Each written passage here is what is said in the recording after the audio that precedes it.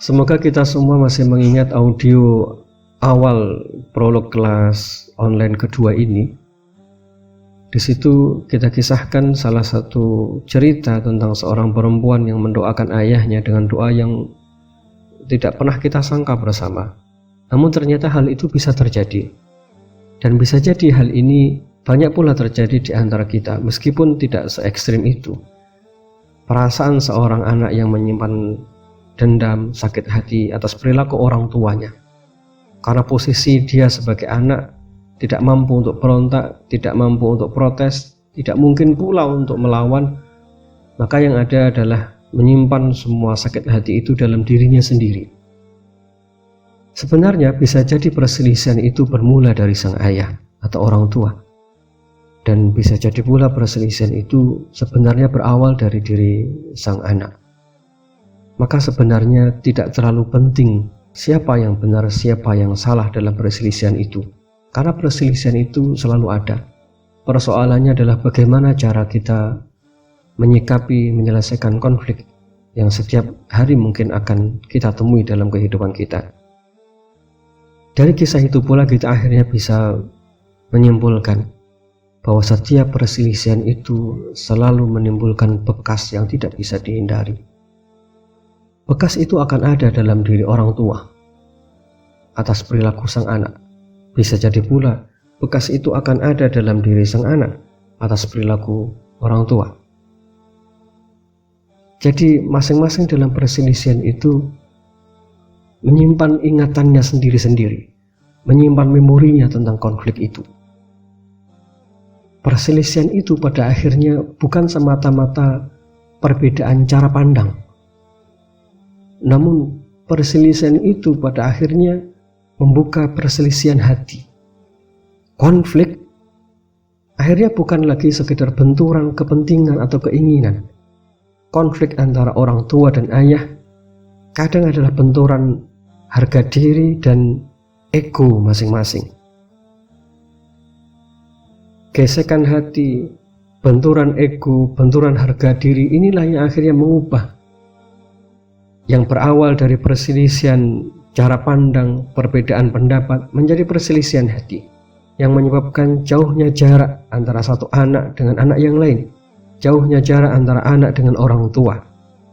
Oleh karena itu, menyelesaikan perselisihan itu bukan bagaimana cara mengakhiri sebuah konflik, karena konflik itu pada akhirnya dia bisa berakhir dengan seiring waktu.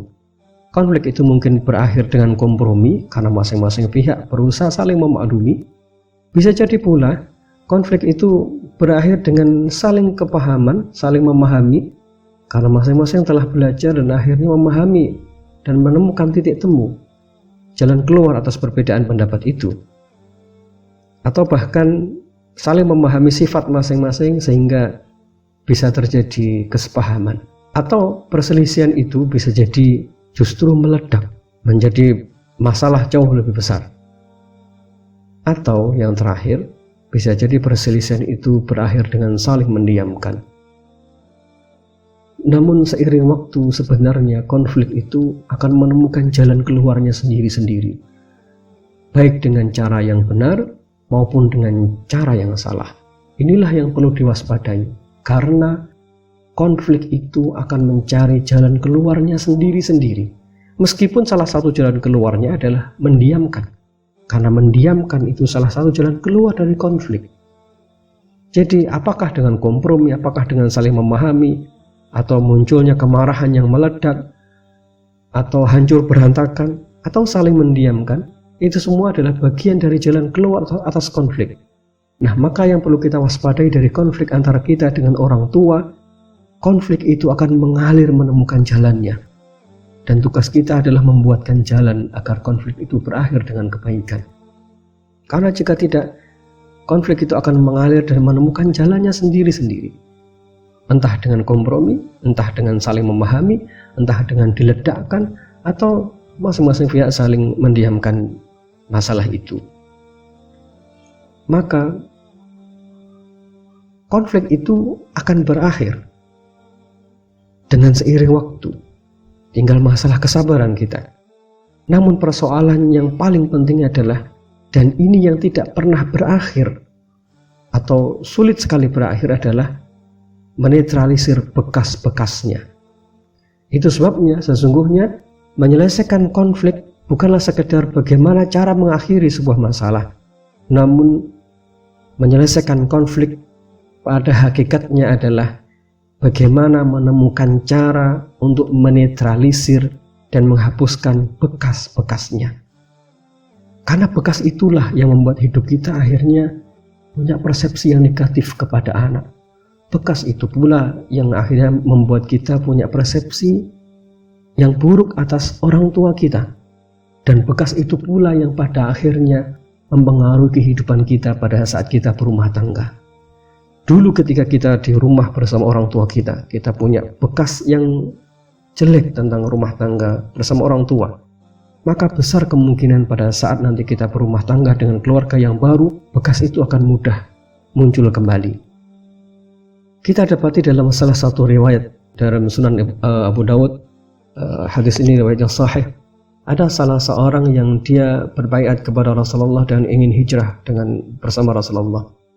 Lalu dia mengatakan kepada Nabi, ketika dia menuju tempat Nabi SAW untuk hijrah, dia meninggalkan kedua orang tuanya dalam keadaan menangis.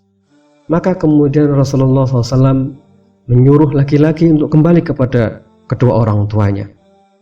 Dan beliau mengatakan kepada orang ini, kembalilah kepada mereka berdua dan buatlah mereka tertawa sebagaimana engkau telah membuatnya menangis. Apa pelajaran penting dari hadis ini? Hadis ini dalam kitab Sunan Abu Dawud nomor hadis 2166. Apa pelajaran penting dari hadis ini? Setiap keputusan yang kita ambil itu akan membawa dampak dan bekas pada diri orang-orang di sekitar kita. Termasuk di dalamnya adalah kepada kedua orang tua kita. Dan demikian juga apa yang dilakukan oleh orang tua kepada anak akan menimbulkan bekas di dalam diri sang anak itu. Dan persoalannya adalah jika bekas itu telah ada atau luka itu telah ada, maka dia tidak akan mudah dengan sendirinya hilang. Masalahnya mungkin selesai, tapi bekasnya belum tentu hilang. Masalahnya mungkin berakhir, tapi rasa takutnya, cemasnya, khawatirnya, sedihnya, kecewanya bisa jadi masih berlarut-larut bersembunyi dalam dirinya. Itulah sebabnya ketika Nabi melihat laki-laki ini datang kepada beliau dan menceritakan kedua orang tuanya sedang menangis, Nabi mengatakan kembalilah. Kemudian Nabi menuntut laki-laki ini untuk buatlah kedua orang tuamu tertawa sebagaimana engkau membuatnya menangis. Bekas luka itu harus dihapuskan. Bekas luka itu harus ditutup dan diganti. Yang awalnya menangis diganti dengan tertawa. Yang awalnya kecewa diganti dengan bersyukur. Yang awalnya takut diganti dengan tawakal. Jadi persoalan mendasar dalam sikap, keputusan atau apapun yang kita lakukan atas diri orang tua kita atau orang tua kita kepada diri sang anak bukan soal keputusannya saja, tapi apa pengaruh dari keputusan yang telah kita ambil. Sebagaimana laki-laki ini, dia telah mengambil keputusan untuk hijrah bersama Nabi SAW, tapi keputusannya telah membuat luka di batin sang ayah dan ibu.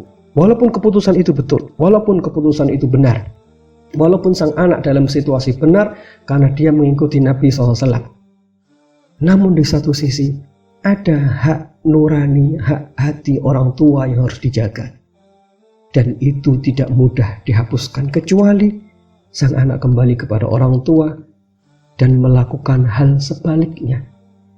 Tidak cukup dengan meminta maaf, tidak cukup dengan sungkem kalau orang Jawa, tidak cukup dengan berjabat tangan, tapi hapuslah yang awalnya menangis menjadi tertawa. Inilah mengapa kemudian kita tadi menyimpulkan bahwa perkara terberat dalam perselisihan, perkara terberat dalam konflik antara kita dengan orang tua, sesungguhnya bukan bagaimana cara mengakhiri konflik itu. Karena konflik itu pada akhirnya akan menemukan jalannya. Namun hal terberat dalam konflik itu adalah bagaimana cara kita menghapuskan bekas-bekas yang telah tergores dalam hatinya. Sahabat sekalian, saya ingin nasihatkan poin ini lebih awal. Hindarilah perselisihan sebisa mungkin. Karena jika perselisihan itu telah ada, artinya ada luka. Jika perselisihan itu telah ada antara kita dengan ibu, antara kita dengan orang tua, jika air matanya telah tumpah, itu artinya ada goresan dalam batinnya. Dan itu tidak selesai dengan cukup kita meminta maaf. Itu tidak selesai hanya kita dengan silaturahim. Lakukanlah apa yang dilakukan oleh Nabi SAW, yang diperintahkan oleh Nabi SAW pada laki-laki ini. Buatlah dia tertawa, sebagaimana engkau telah membuatnya menangis. Maka sekali lagi, perkara terberat dalam konflik-konflik yang kita alami bersama kedua orang tua kita sesungguhnya bukan bagaimana cara menyelesaikannya, tapi bagaimana cara mengakhiri semua bekas-bekasnya. Oleh karena itu, jika hari ini kita mampu menghindari konflik, hindarilah sedapat mungkin.